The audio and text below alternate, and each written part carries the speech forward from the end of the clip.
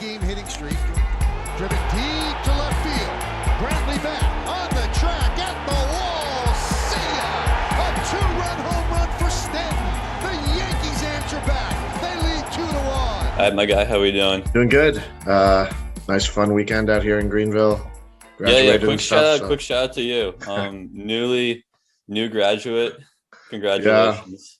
Yeah. Thank you, man. That's good feeling, you know. Don't have to take any more exams unless you go to grad school, so it's kind of nice. Remind me again what your degree is. It's in sports, right? Yeah, so sports management. Yeah. Gotcha. What's the dream job with that? Dude, I mean, come on. The dream job's got to be Yankees GM. Yankees GM, that's fair. Yeah, listen, all you got to do, get a little buddy with Brian Cashman, let him train me a little bit, then I'll have the job, you know? So that's big. Just as easy as that. One of the most valuable franchises in the sports. It's big. Well, speaking of the Yankees, New York sports teams right now, pretty hot. Hot, man. So, I mean, you guys just went 7-2 over the 9-game homestand. Mets 7-2. Unrelated, the Knicks are freaking hot. To all the basketball fans. Dude, they look like they're going to make the playoffs for sure. Dude, D Rose is putting that team on his back. Much respect. Dude, I've been seeing that. Bro. Plus, don't even get me started on the Nets. I mean, that super team over there. So I mean, they're just still missing Harden. Yeah, it's gonna be a good couple months, I think, for us. New York sports should look good. Yeah, legit. So, give me a favorite thing you saw last week. We'll switch back to baseball for a second. Yeah, well, you know, being a Yankees fan, there was nothing more fun than seeing Yanks Astros at the stadium, seeing what the fans really brought to the table there. Unfortunately, I didn't get to go. I had some friends back home who were able to go to some games. They said it was great. I mean, you go from the garbage can signs to, you know, whatever you want to say. I mean, they were booing Altuve, Bregman, Gurriel, and Correa ruthlessly. You know, if you go by order, Altuve got booed the most. Yeah. But, you know, Bregman got his ass whooped a little bit with the boos as well. So it was funny too. I don't know. Did you see any of game one on Tuesday? I caught the highlights at the end. Yeah. Okay. So it started out with Bregman hit a homer in the first inning. So the Astros dugout's getting all crazy and shit. And then we come back and score a bunch of runs the next inning. And it really just shut them up. So that was pretty awesome because I was kind of like, oh, we don't need Bregman going deep there. That's not good. But yeah, dude, we took 2 out of 3. So the atmosphere looked awesome, especially for 25% capacity. Yeah, only 25. It sounded like there was full capacity. No, from the people that went, they said it was some of them said it was legit one of the better baseball games they've been to. I mean, you had what was it 3-run score on a wild pitch? Yeah, there was some wacky ass play. Yeah, yeah, and there were. Game 2 was a good game too. We won. It was a good game though. It was well fought, and also, you know what I liked, it honestly was that you know, no one really got drilled by Yankees pitching. We really kind of just proved it on the field, which, you know, would I have minded one of those core 4 to get drilled over there? No, but it didn't happen. We showed what we can do on the field. You know, game 3 kind of sucked because it was cold day. You pitched pretty well. Yeah, no, it was. And that's a typical Yankees thing. I feel like maybe other franchises would do it a different way, but you guys are more just kind of hey, we'll prove it. Yeah, and it was funny. You saw beforehand, you know, they're asking Judge, they're asking guys so have you forgotten about it yet? And there was literally Judge sat there and he was just I don't really know what you want me to say here. No, I'm not falling for this. Yeah, not giving up to this. So you could tell too, there was some tension. Usually guys are all chirpy when they go to first. The runner talks to the first baseman, whatever.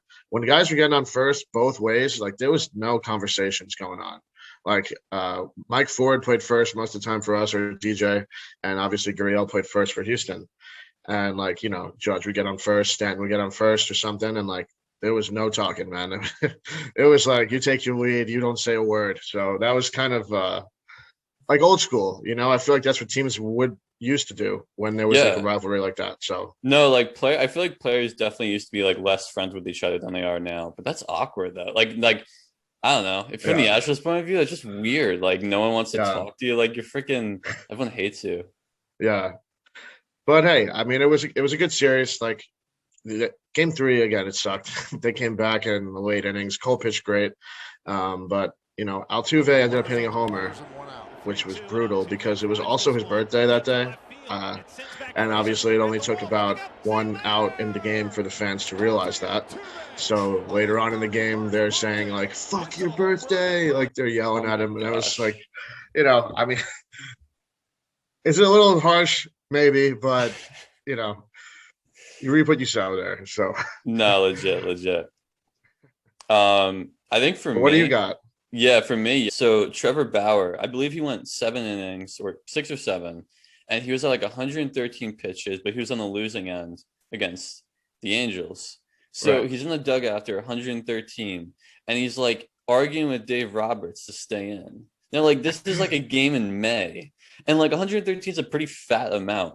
And like they just definitely didn't need him to go further, but he's like arguing with him, like he's like clearly is like adamant about going out there, and he didn't. It's like Dave Roberts kept him out, I believe. But I don't know. I love that. I think honestly, man, like still pissed he spurned the Mets, but he's a dog. Like I respect that level of like he really cares.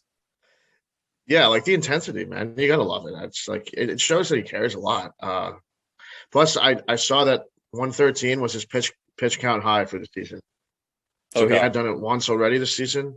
The fact that he's done it twice and we're in May, like Roberts is like, no, dude, you ain't going out there. Like we need you in October. So Bro, he's got that mama mentality. He fits well in like LA, I guess. But yeah, I saw that. I was like, damn, I kind of respect that. it was funny too. I did see a highlight about it. Like Roberts just kind of looked at him like, what the fuck are you asking? What are He's you, like, no, what are you're you not going talking out about? there. And then Bauer just walks in the dugout all pissed off or whatever, and everyone's like slapping him on the back. And Roberts is just like, Jesus, dude, this guy, like, what the fuck? It's like, No, you really think you're legit. going out there again? It's like, well, at least he All tried. right, time for a little who's hot, who's not. Who do you got for hot? Hot, I got someone who's playing down in Arlington. I got Adolis Garcia for the Rangers. Stud. He's hitting 464, 4 homers, 12 RBIs, 1.4 OPS over the last 7 games. So he's been a stud over there, man. Obviously, the Rangers haven't been playing too hot, but have you even heard What of this position guy? is he? Yeah, he's an outfielder. He Gotcha. plays center and left. Yeah, I'm pretty sure he's a rookie too. So sleeper contender for rookie of the year. He's had some great numbers so far this season. I've seen him make some great catches too. I think he's been pretty good in the outfield. So that's a name that everyone should keep an eye on, man. Adolis Garcia. He seems legit because he's been doing this now for 6 weeks. So Damn. that outfield over there is pretty nice, man. Willie Calhoun, Garcia, and they got obviously Joey Gallo. I mean, for all the bad around that team, that's pretty good. I was gonna say, I feel like they low key have some pieces. I mean, like the guys you just mentioned, Nick Solak has been playing pretty well. They got Nate Lowe from the Rays, been playing decent. Like low key, their position lineup's pretty good. Yeah, Connor Falefa's there. I think he plays shortstop now. Yeah, Andrews is gone. I mean, they look pretty good. I think their issue is really their pitching. After Kyle Gibson, they don't really have much, but still, he's been putting up numbers as well. You just, again, with the Rangers, you never know who's getting shipped out at the deadline. So no, legit. If Garcia's a rookie, though, I see him sticking around for a while. So yeah. What do you got? For me, we'll keep it in Texas. We'll go Yordan Alvarez. So 15 for his last 29, 4 homers, 7 RBIs. I believe he just hit a couple over the weekend too, and he's also now the fastest player in the expansion era, which is 1961, to reach 100 career RBIs. Wow, since 1961, he's the fastest guy ever. Yeah, it took 114 games, but he's at 100 career RBIs. You'd think the names that have fucking gone through since then that someone would have done it.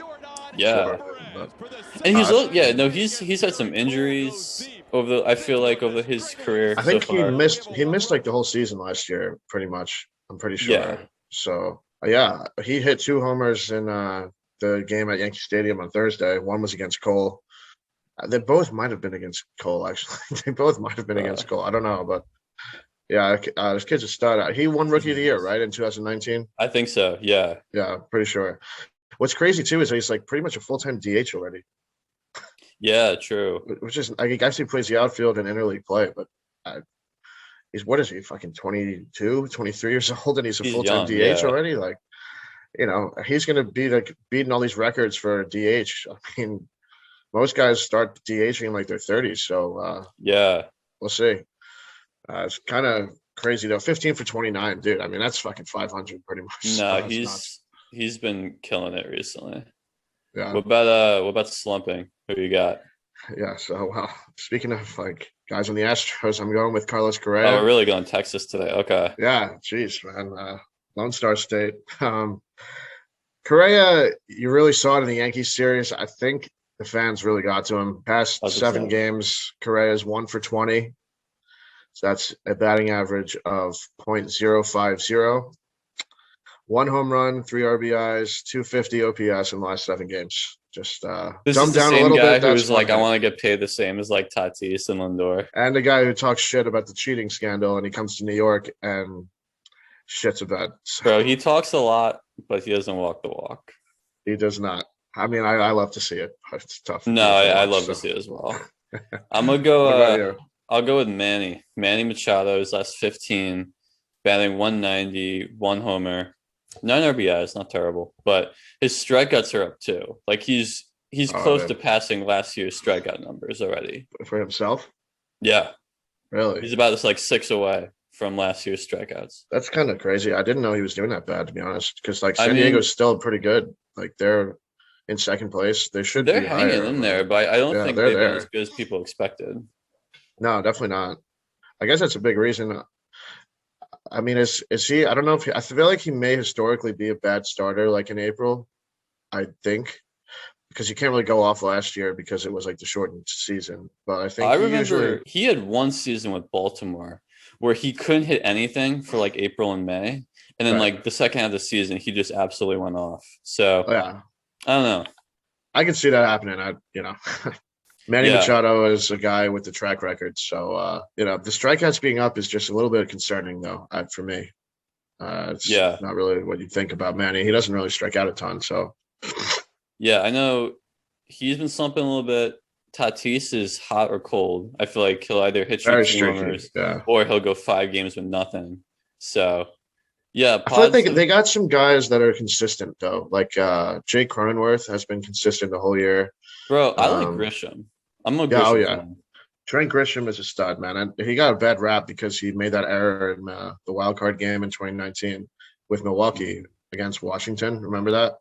And like when Soto hit it into right field and Grisham went up and he tried to get it. Right. Okay. And it took me a second. Went right past him. It went right past him, and then like 3 runs scored, and that was the game. The end of the game. I forgot that was him. Okay. Yeah.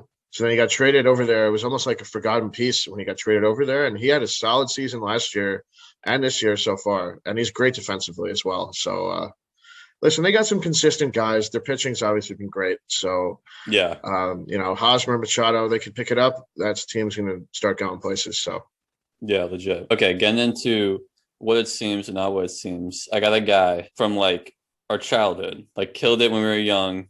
And all of a sudden he's back. Okay. All right. And I realized his first name isn't even Buster. It's Gerald. But Gerald Posey of the San Francisco Giants is killing it. So his last 15, he's been 451 with 6 homers, 10 RBIs. On the season, he's been 400 with a 1231 OPS. He's 34. Like, he hasn't been this good in about like 5-6 years. You lost me a little bit with the Gerald, first of all. His name is Gerald? Yeah. His middle name is Buster? No, it's like, I don't think Buster's like in it. I think it's just his nickname. All right, well, Gerald Posey. Those are pretty awesome numbers. Those are like a blast from the past. It reminds you of like 2010 when we were like 11 years old. Legit. So, I mean, 400, when you get those 2 400 numbers up there for the season, 1.2 OPS, I mean, God, that's nuts. I mean, is he catching most of the time, or is he playing first sometimes? What's the deal with that? Because I know they have belts honestly, still. I don't know, but I can't imagine Okay. he's catching a lot. Yeah, maybe they're like doing a platoon with Belt and Posey. Like Posey catches against righties, and then Belt plays first, and then against lefties, Belt sits maybe or something. I can't see how his numbers would be that great if he was catching every day. Just the wear and tear that he's put on his legs in his career, you know. Although, what was the? Go ahead. He didn't play last year. Oh, right. He opted out. You know, I may say that this is what it seems then, because I think he got some rest last year, staying off his legs as a catcher. That probably helped him out a lot. I wasn't even thinking of that. Yeah, I mean, on one side he's either rusty or he's just well rested. So maybe it's well rested. Yeah, that's nice. Well, the Giants are in first, so that's a big part. No, he's a big reason why. Do you remember? Yeah. I don't know. I just randomly thought of this. Do you remember like that insurance commercial a couple years ago, where he's like in the hospital room and he's like, "Who's ready to have a baby?"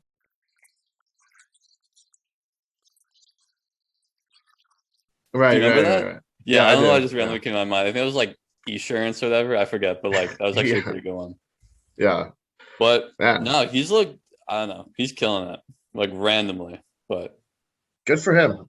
Hopefully he's got some good years in him, because he's also a free agent, I think, after the year. Yeah.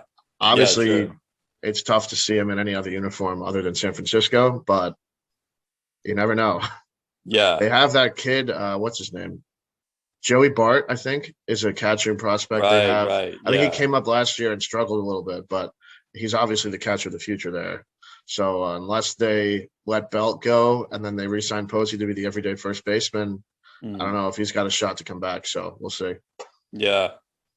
So our next guy, Lucas Giolito. So far he has a 4.54 ERA through 7 starts. Last 2 years, he averaged about 3.4. He was an all-star in 2019, threw a perfect game last year. So these struggles, what it seems, not what it seems. He's kind of had like a weird up and down career. Like he started out with the Nationals and didn't really pitch much. He got injured there. Right. Then he got traded over here, and I think his first full season with the Sox, he had an ERA of like above 6. It was like one of the worst years of a starting pitcher like in history, because he pitched 32 starts. It wasn't like a small sample. Like he pitched a full workload, and his ERA was above 6. But then, like you said, he had a great past 2 seasons. He threw a perfect game. I mean, was it a perfect game or a no hitter? I forget what it was. I might have. Yeah, I can't remember. Said perfect. Oh, it was one of them, and it might have been a no hitter. But then, like, he was an all star in 2019, the last full season. I don't think it's what it seems, and here's why. Because his ERA may be bloated. I know he had one start in Boston this year where he only pitched 1 inning and he let up like 7 runs or something crazy, like really bad. Without that, his ERA would be way lower, probably around 3.4 where it usually is. So I think they just got to give him like the rest of May and then he'll figure it out, because obviously he's the ace there. So they really need him to figure it out if they want to do anything. But, you know, I don't know, because he did have that bad year in 2018. So it's kind of tough. I don't really know what to expect. Is this like just who he's going to be down the road, like a really up and down guy? Yeah, I mean, he throws hard, and he has a good off speed. It's like you wonder how guys like that get hit. You know what I mean? It's like kind of blows your mind when a guy throws close to 100 and he has a curveball like Giolito has, and sometimes he just gets completely knocked around. Like, you know, again, you wonder, could there be a not cheating, but could there be like a possibility that he himself is like tipping pitches unknowingly, like in the start against Boston, for example? Like he let up 7 runs in the first inning.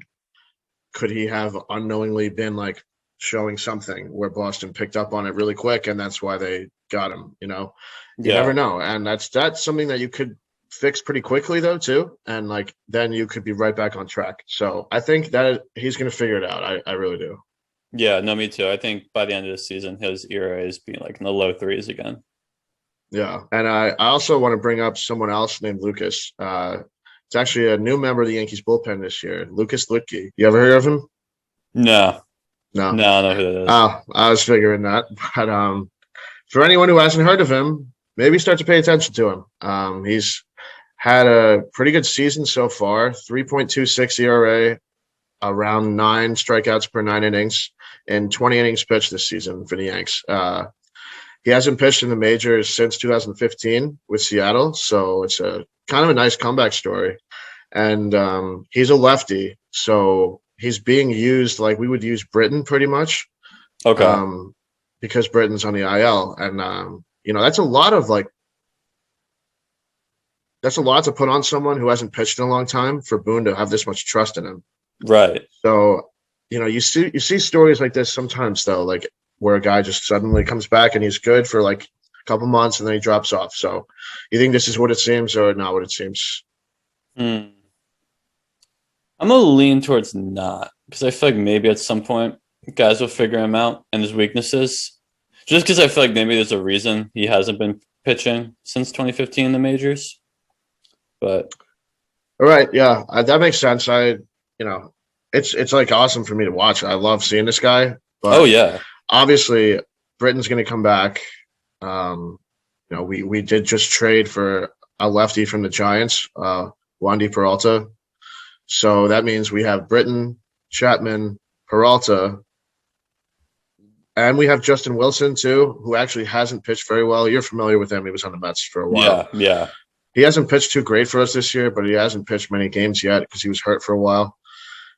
You think that Litke or Wilson is going to be one of the odd men out at some point because has a lot of lefties to have carried in the bullpen. So yeah, good to have some depth though, because I feel like especially with you guys, would tend to get injured a lot. So and hey, he could just one of them could be sent down. They're not necessarily going to be like released. So he could get sent down, come back up, and still be okay. I don't know. But I'm just going to ride this wave for as long as it can because it's pretty cool to see. No, yeah. I mean, talk about taking advantage of the opportunity with Zach being out. Good for him. That's a good story. So it's pretty cool.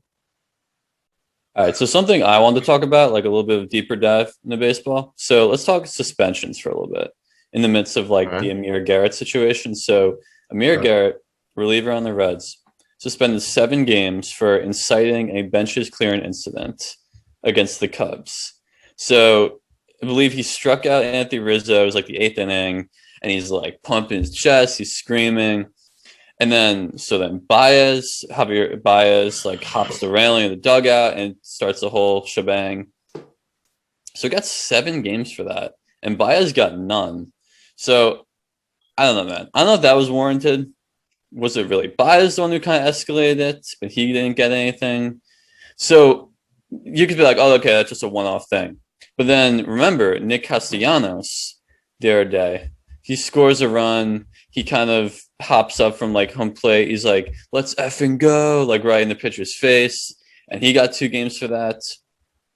Then you have the Jose Alvarez situation against the Mets, where he shows a little bit of emotion. Not saying I like that. I was pissed about that. But he, I believe, got suspended a game or a few. So I don't know, man. I'm curious what you think of this, because I feel like MLB is being pretty liberal with these suspensions. Yeah. I think all the situations are obviously different. So, right. I mean, I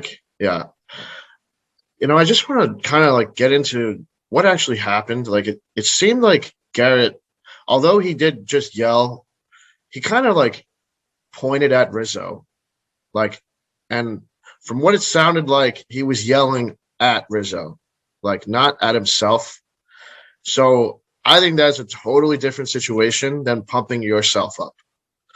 I think what I've kind of seen is I think hitters have started to understand when you bat flip, you're not bat flipping at the pitcher.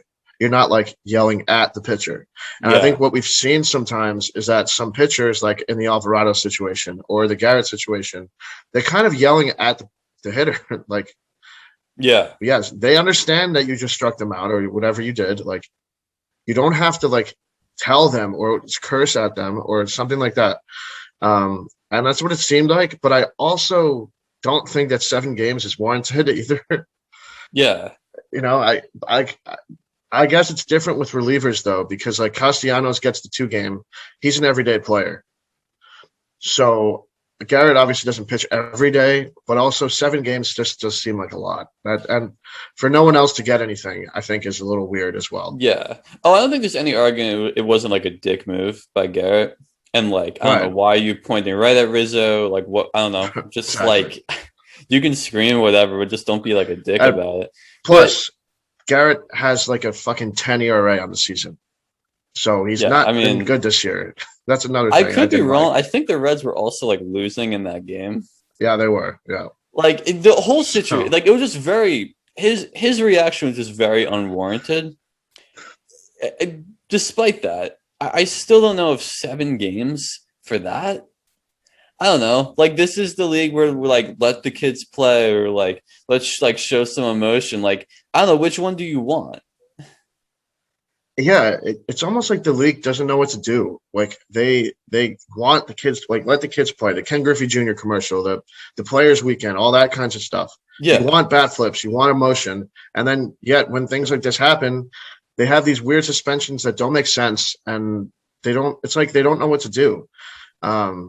You know, I don't know. It just doesn't really make much sense to me. You know, I don't like the Castellanos situation. I didn't like either. Yelling in the pitcher's face. Like, I get it. You got hit by the pitch earlier. You're pumped up. You don't got to get right in his face, you know, or everything. It's just like celebrate yourself. Don't celebrate like the fact that you got over on someone and you're going to like entice something towards them. Like celebrate the fact that you scored like with your team.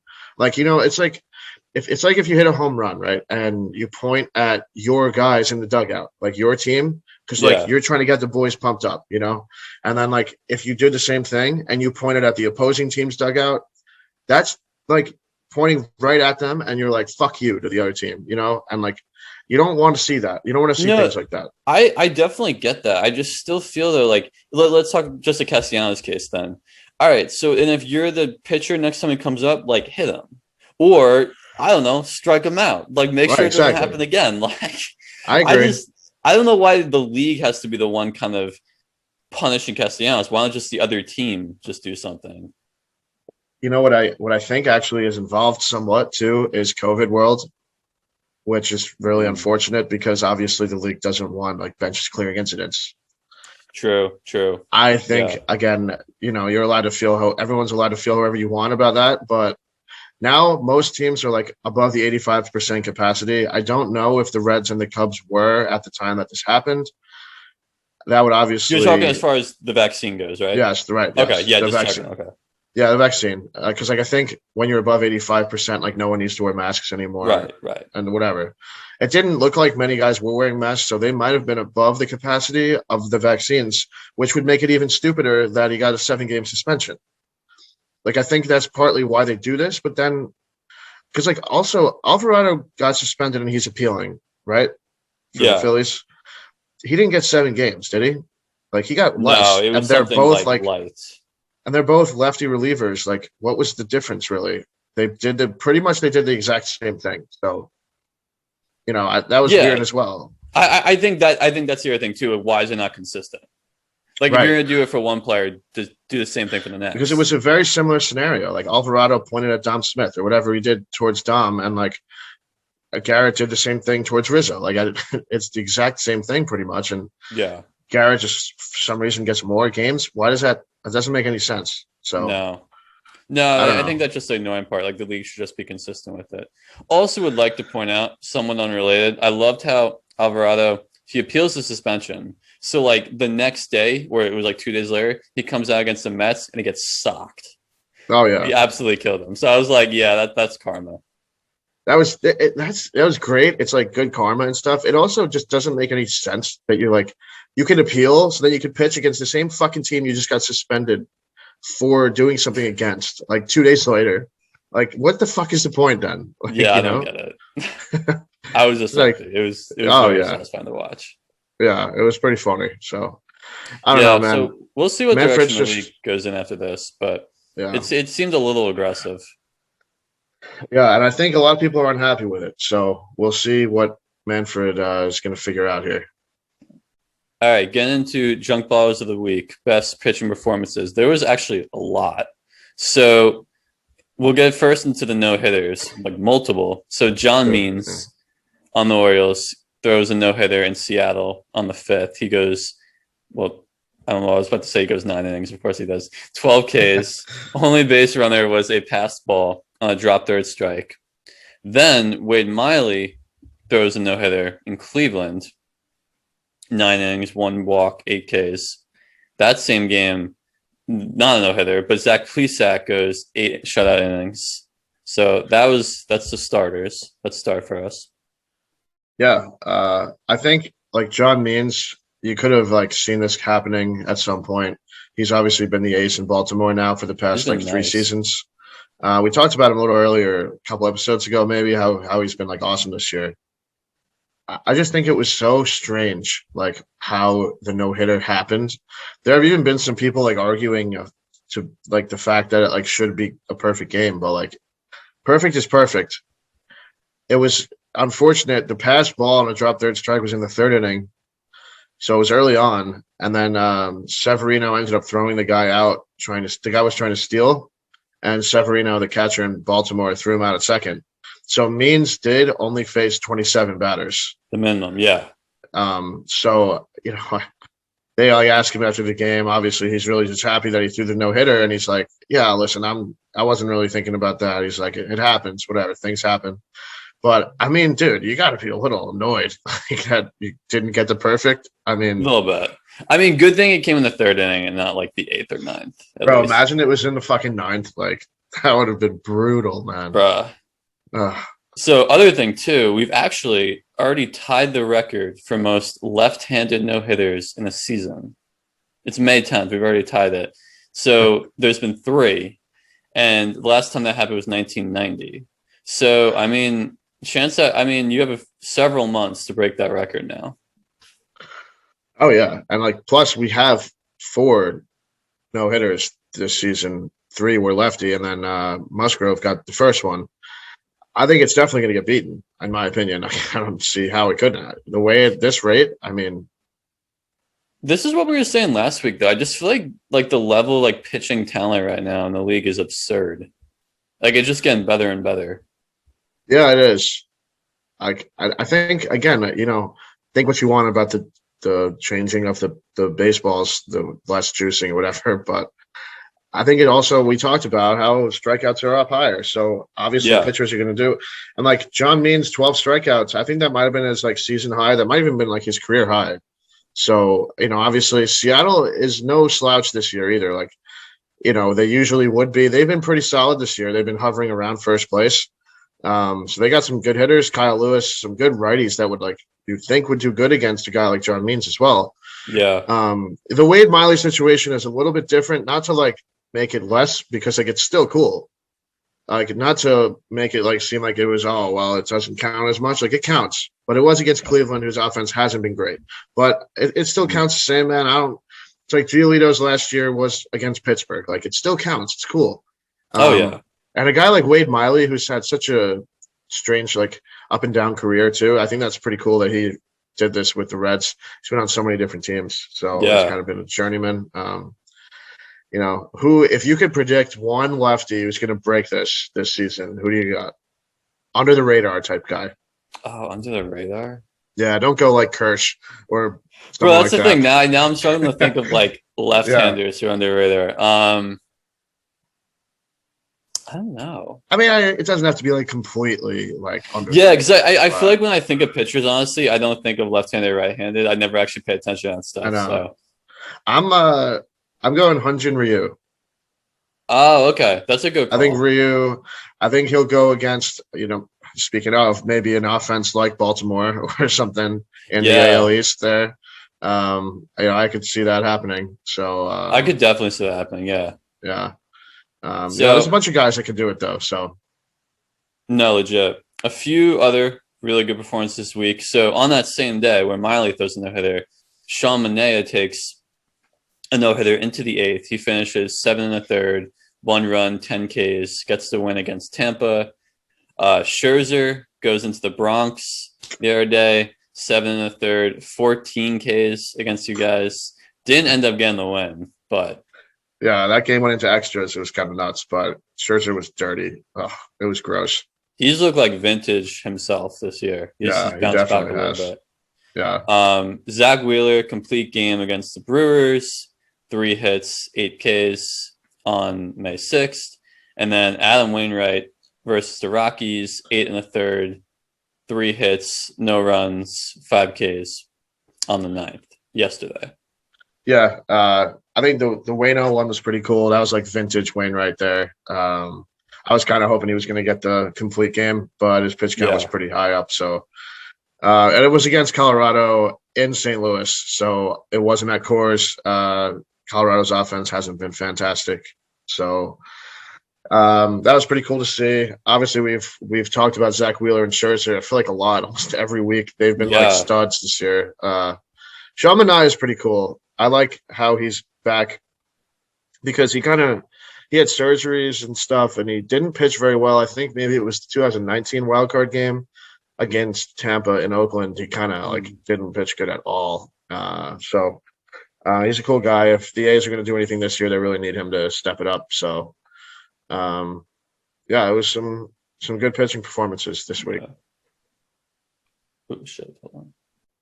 Yeah, so to move on here, one thing I really thought was important to mention this week is kind of we've talked about the Angels front office sometimes, how weird they are.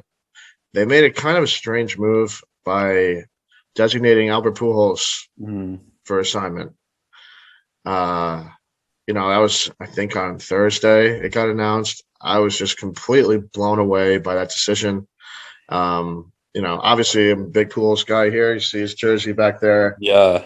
I've loved him since his days in St. Louis. I mean, to designate a guy like that for assignment when you have Mike Trout on your team who looks up to him so much and they're great friends just seems like the wrong thing to do, in my opinion, especially in the last year of his contract. It came down to playing time, right? Wasn't it that essentially he just wasn't really going to play much in the future? And I think Albert was kind of annoyed by that. And they're like, hey, we kind of want to respect like your desire to play. So like we'll release you. I believe that's what it came down to. It's just, to me, in my opinion, like, again, I'm the biggest Albert fan you're going to meet. I don't think he's going to be able to start anywhere unless it's a bad team. But like you even look at some of the bad teams, like the Tigers, Miguel Cabrera is the starting first baseman. So there's no spot there. Like the Orioles have Trey Mancini. There are some bad teams that still don't have any spots. Like, do you think it was low key, like he said it was about playing time, but really he wants to go to a better contender, be on the bench and win another World Series? Oh, that's a thought. Because he might not have wanted to say that publicly, but it could definitely be the scenario if he's thinking about retiring. I guess it could have been. The fact he already has a ring makes me think that's a little less likely. You know what I mean? Like, it's not like in the NBA where we just have guys like hopping on teams like ring chase. I would say that could be a possibility. I sort of buy the playing time thing though. But yeah, again, the other hand, who's gonna like? Do you think another team will sign him and give him like legit at bats? Yeah, it's just tough for me to think because obviously I don't think there's going to be a National League team that does it unless they say, look, you're going to platoon or something, or you're just going to be a pinch hitter. But then that cancels out why he left in the first place. Right. There's just not many like contenders or non-contenders in the American League that could put, would fucking Pujols go to a team like the Rays? I doubt it. I don't think he's going to fucking play in that stadium. I don't think he wants to play for that organization. No. There's not many other options. Like, I don't know. I feel like he should. Kind of odd. Yeah, I kind of feel like he should just go out at this point because he's really not playing very well anyway. You know what I mean? Like, it would. Like, what's the point of going to Tampa for a year or wherever and just like kind of playing? I don't know. Like, not. He's clearly lost bat speed. Like, I feel like he should just kind of go out on the note he's on.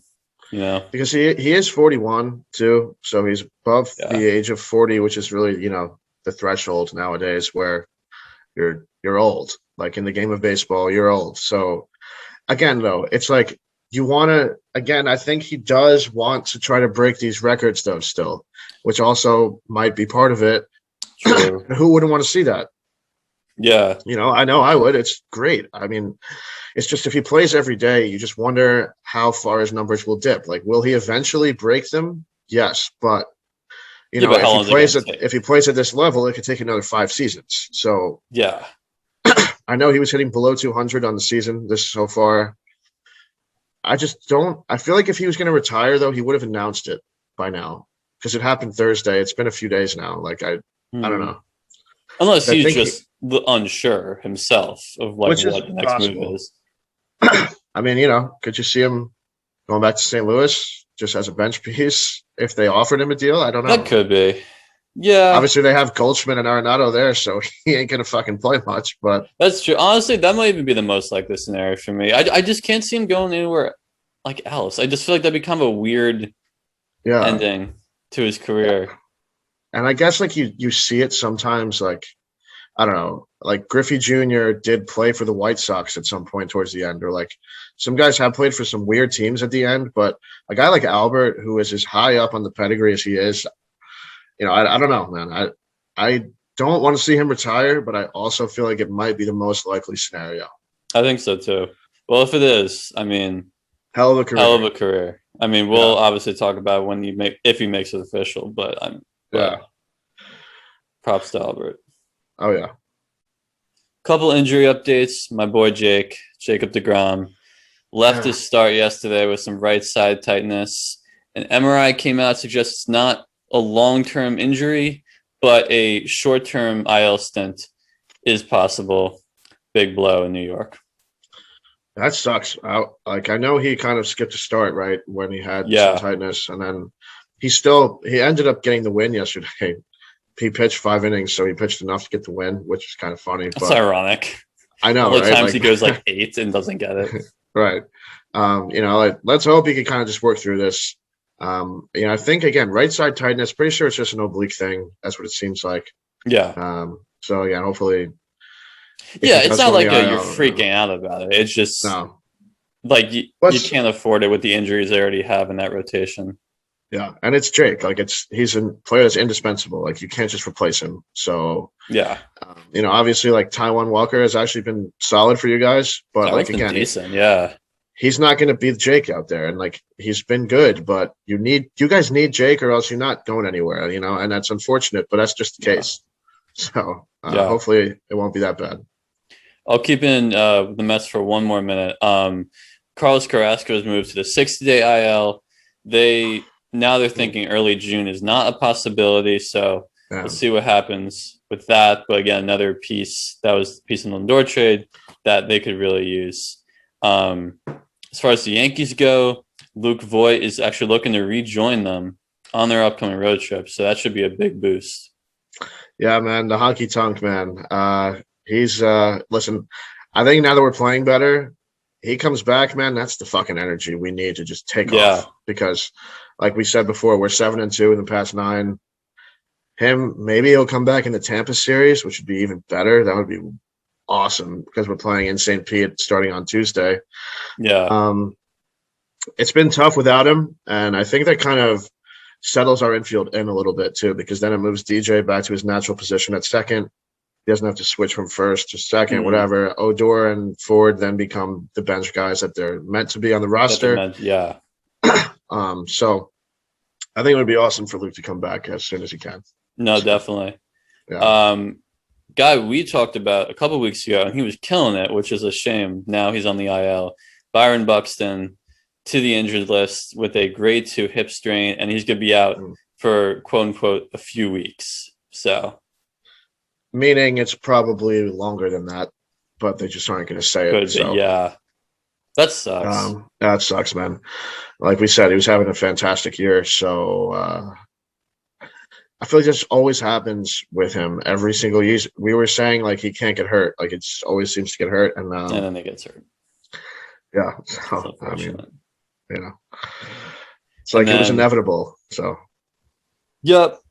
And then Loki with the Marlins, Jazz Chisholm Jr. and Jorge Alfaro are going to rejoin them at some point this week. That team's been pretty banged up all season, so will be a nice boost for them. Yeah, it'll be good for to get Jazz back. Obviously he's a Rookie of the Year candidate, so we know the energy he can bring out there in Miami. So no, definitely. And then wrapping up here, a series this week that you're looking forward to.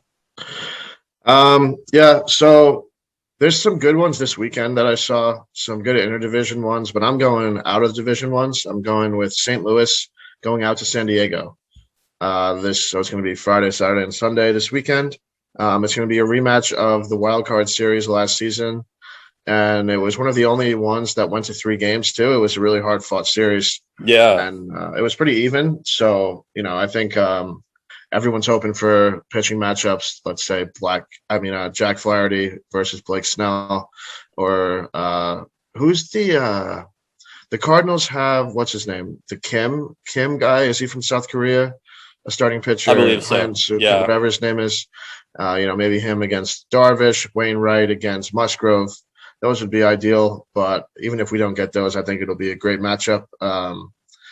Because again, we've talked about some guys on the Padres need to step it up. The Cardinals haven't been what we thought they would be either. So I think whoever gets hot right before that series will have the edge, in my opinion. So that's who I got.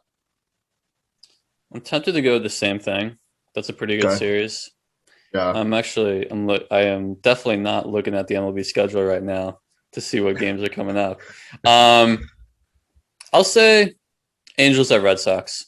I feel like Angels have been pretty disappointing, but again, they still have a lot of firepower. Maybe Ohtani pitches in that series.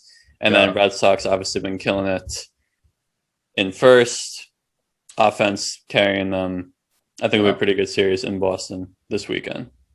Yeah, that'll be cool. It's always nice to see, Trout play at an old ballpark like Fenway. So, yeah, it should be a good series. I think it'll be interesting. They might be talking about how Albert's not there in Fenway too, because that might have been the last time he was going there if he does end up retiring. True. So, because it's always it's historic to see a guy like that play at a ballpark like that. So that could be a intriguing story about that too. Yeah. And then lastly, our stat of the week. This one was kind of cool. So Adrian Hauser, a pitcher on the Brewers, has now hit 2 home runs this season, and they've been off the same pitcher. Wow. He is now the first pitcher to – now, actually, I should say this. I feel like you would think that's not particularly common. But actually, the last time it's happened was fairly recently. So 2006 was the last time there was a pitcher to hit a home run off the same pitcher twice in one season. That was Bronson Arroyo off Glendon Rush, 2006. So, Bronson. Yeah, I don't know. You would. I feel like that's not as maybe. Yeah, I thought it would have been longer ago.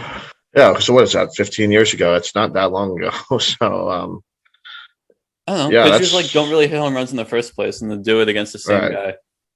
So was it against? I forget. I saw the home run too. I'm blanking. I forget who it was against, but it was. It's crazy that it was he's already done it, in 2 separate games this season against the same pitcher. We're already only a month in, so it's kind of interesting as well. Maybe he breaks the record. Yeah, right. 3 times against the same guy. We'll see. Bro, that'd be dope. That would be pretty cool. So that wraps it up for us. We will be back next week, and enjoy the games this week.